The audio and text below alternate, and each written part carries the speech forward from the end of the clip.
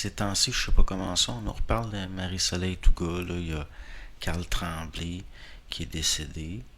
Puis c'est des gens, ils vont entrer au niveau de l'identité collective, au niveau de ce qu'on pourrait appeler l'âme du peuple. Comment? Ben souvent, ils entrent dans la mémoire en mourant, surtout s'ils meurent jeunes, puis que c'est quelque chose de tragique. Donc, il y a comme des liens entre l'âme collective puis l'identité collective, puis jusqu'à un certain point, le relationnel avec la mort, avec les forces de vie dans le fond, puis ce qui crée un certain dynamisme.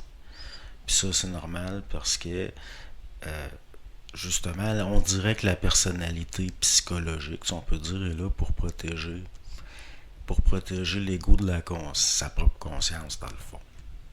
Parce que justement, il y a de l'inconnu, il y a des craintes, puis il y a des forces qui se manifestent à travers des pulsions. On peut dire des pulsions de vie, des pulsions de mort.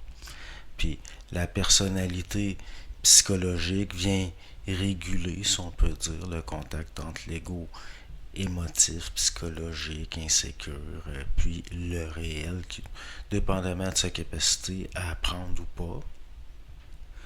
Souvent pour se rendre compte que, bon, finalement, là, il y a quelque chose de circonstanciel, de mécanique dans notre propre personnalité. Pour ça, il faut avoir beaucoup souffert.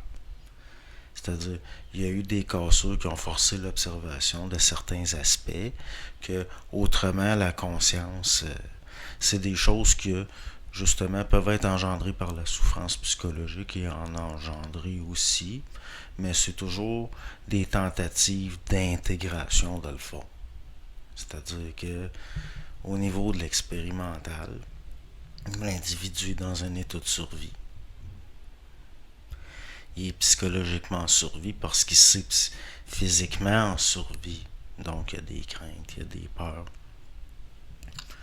Finalement, c'est lié à ce qu'il pense de la vie.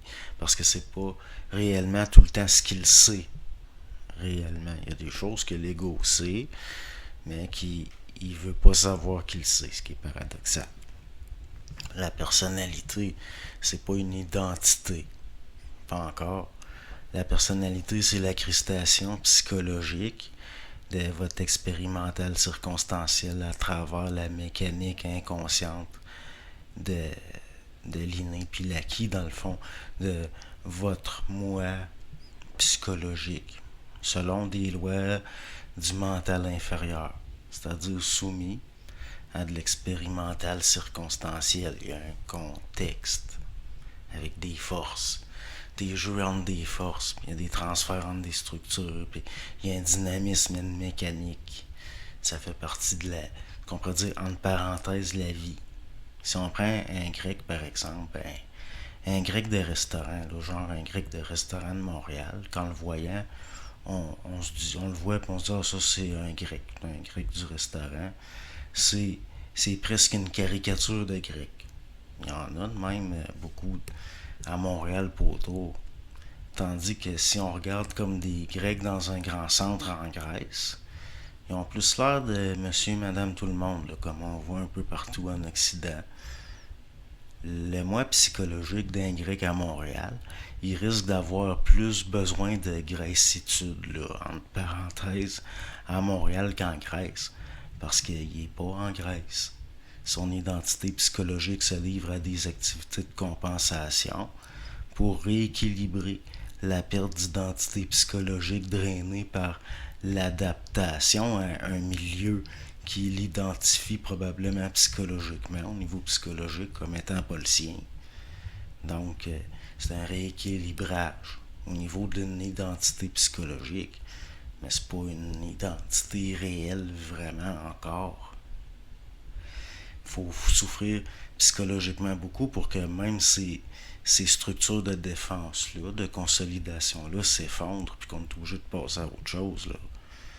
Souvent, des circonstances de la vie qui vont forcer jusqu'à un certain point. Au niveau du circonstanciel, si le même grec, là, avant de venir à Montréal, s'il avait été adopté par, je sais pas moi, un couple de chypriotes ou disons un couple turc qui a été élevé par eux sans savoir qu'il est d'origine grecque, il se dira turc. Ce sera une partie de son identité. Il se dira turc, puis peut-être même qu'il va détester les Grecs puis la Grèce. L'identité psychologique, c'est pas la véritable identité. Un individu qui se conscientise, il doit sortir du psychologique pour étudier les aspects de sa personnalité qui viennent pas de sa conscience, qui sont dus au contexte, qui sont dus à l'hérédité.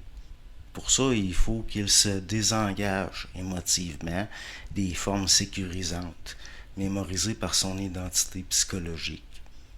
L'individu doit faire face à ses peurs comme des déformations de l'information au niveau de sa conscience. Il doit sortir du psychologique pour débusquer par l'observation les facettes de son identité psychologique qui ne viennent pas de sa conscience. Tout simplement, tout ce qui ne vient pas de sa conscience. L'identité véritable, c'est la conscience de l'individu qui se conscientise, en nourrissant sa conscience en expansion par la destruction des formes inconscientes de l'identité psychologique, par l'observation mécanique de la mécanique psychologique à travers sa conscience intégrative. Dans le sens que tout ce qui n'est pas réel, qu'on supporte, la souffrance psychologique, elle va être causée entre autres par ce qui n'est pas réel en vous, dans le sens que ce qui est réel au-delà de vous, essaie de vous le communiquer. Ça crée un stress sur les structures psychologiques. Ça crée une énorme tension. La personnalité réelle, elle demande juste à venir au monde, puis l'enfantement, c'est tout le temps souffrant. Dans le plan matériel, dans le fond. Hein, surtout une conscience réelle, une conscience nouvelle. Dans le fond. Moi, je le vois de même.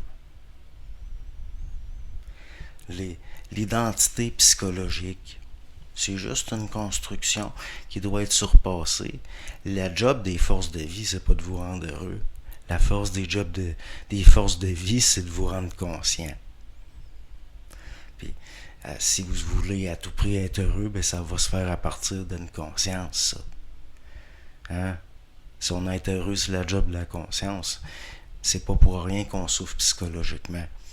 Parce que les forces de vie, elles, c'est complètement autre chose.